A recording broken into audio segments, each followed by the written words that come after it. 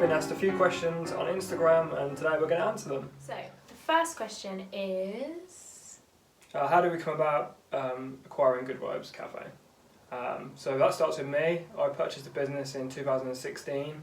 It was already running as Good Vibes Cafe. Jade was already working there. I started working at Good Vibes when I was a student, and then I just never left, basically. Yeah, and then together we've sort of built it up over the years. We've opened up at Wild Vibes, our other cafes at Argyle Lake and Stillions Lake. Then we started Rooted in 2017, which is our vegan pop-up night at the cafe, which was a huge success before the pandemic hit. So hopefully we'll get that started again, as well as the cafe once everything's back up and running. So one of the other questions we had was, what was your go-to lockdown meal? We had a few options on this, but... Yeah, I think definitely the baked feta. Yeah, we do a baked feta dish, which is we sort of roast in the oven with a bit of honey and chilli on it. It's recently gone viral on TikTok. Everybody seems to be doing it where they mix it in with some tomatoes into a pasta sauce. That's not how we do it. We like to add some roast potatoes, roast vegetables, and put the feta on top and roast it all in the oven in a really simple one-pan dish. It's like our midweek go-to. It's so easy but so tasty.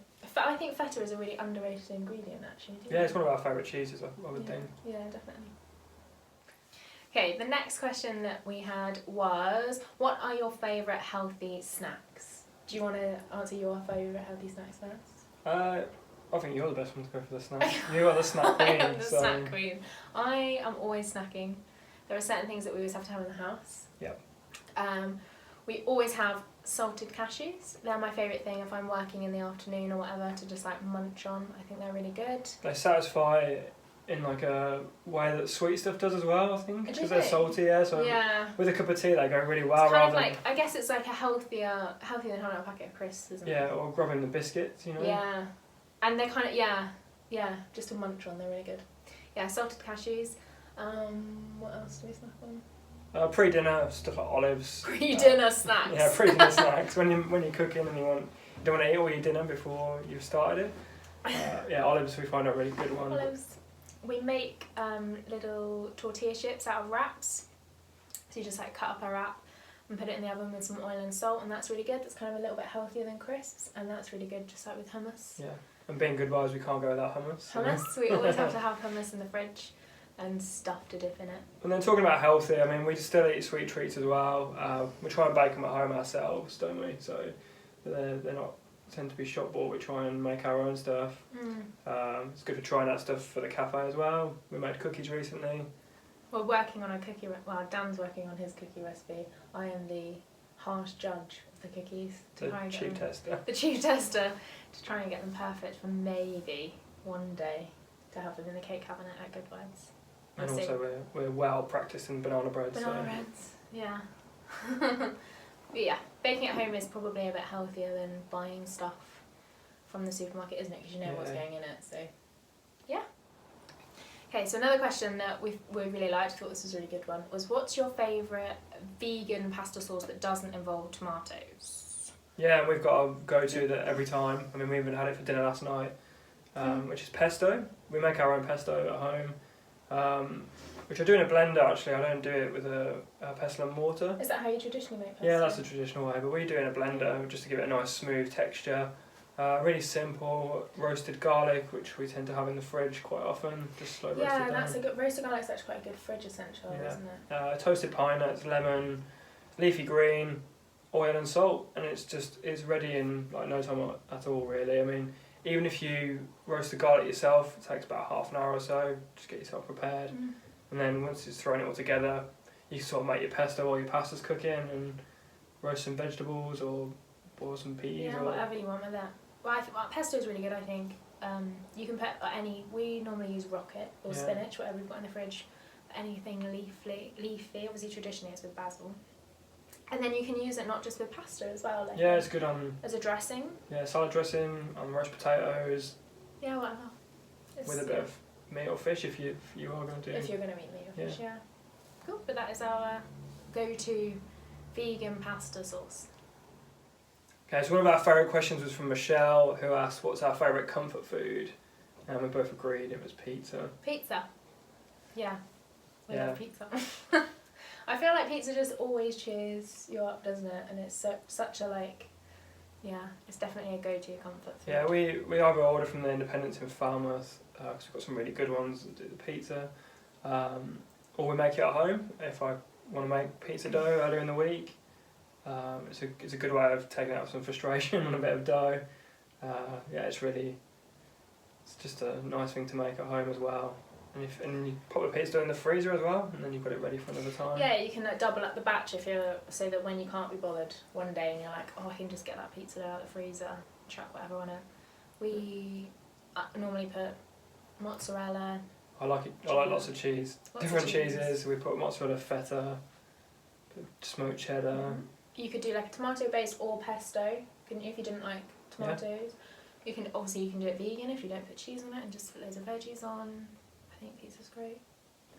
Yeah. And it's such like a weekend comfort food thing, isn't it? And pizza. Have you ever had a pizza with a fried egg on? Yeah, That's a thing. I've had a fried egg on a pizza. Have you? Yeah, I like fried egg on a pizza. I don't think I could do that. I like pineapple on pizza though. Loads of pineapple. Another question that we really liked was, where is the best place to get world foods in Falmouth?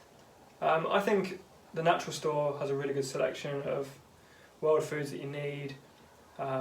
Really handy with miso, Asian ingredients. Yeah. They've got a range of flours, grains, pastes of all sorts if you don't want to make them yourself.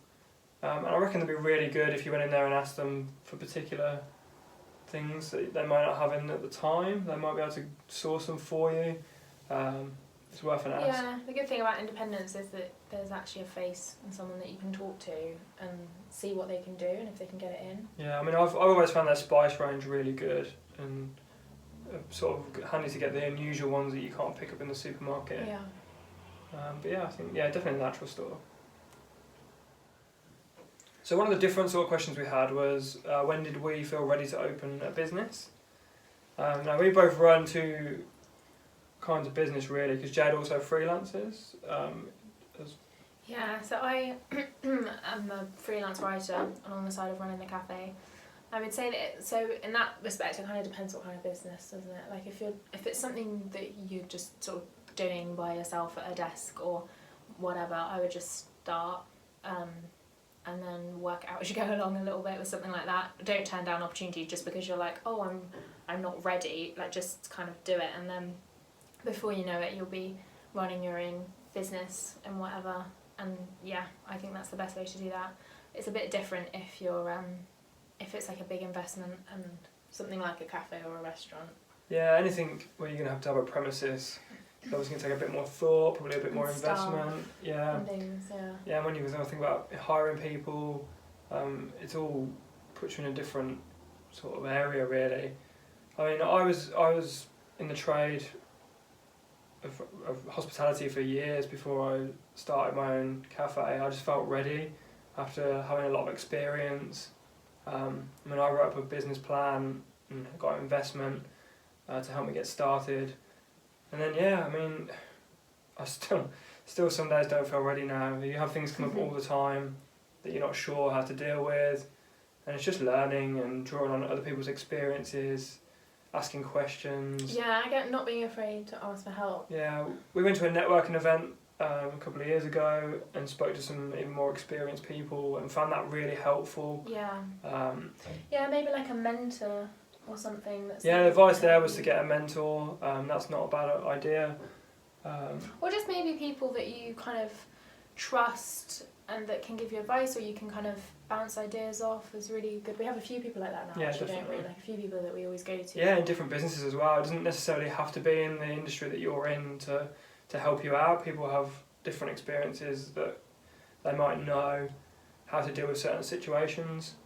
But yeah, in the sense of feeling ready, you've got to just know that you're passionate about what you're doing. You're going to love going to work every day. And if that's the case, then yeah, go for it. And kind of preparing as much as you can, kind of before you start doing it. So trying to be, not, you can be, obviously you're going to go into it with a certain sense of naivety, and you're never really going to know what's going to happen. But there are ways that you can prepare Like Yes. doing your market research, having a strong brand identity, making sure you've got all of those things down, you know what your why is. Yeah. I think it's really important, isn't it? And what you want to get out of it, what your core values of the business are. Yeah, I think that's it. Yeah, so just thanks to Eat Craft Smile for inviting us to do this.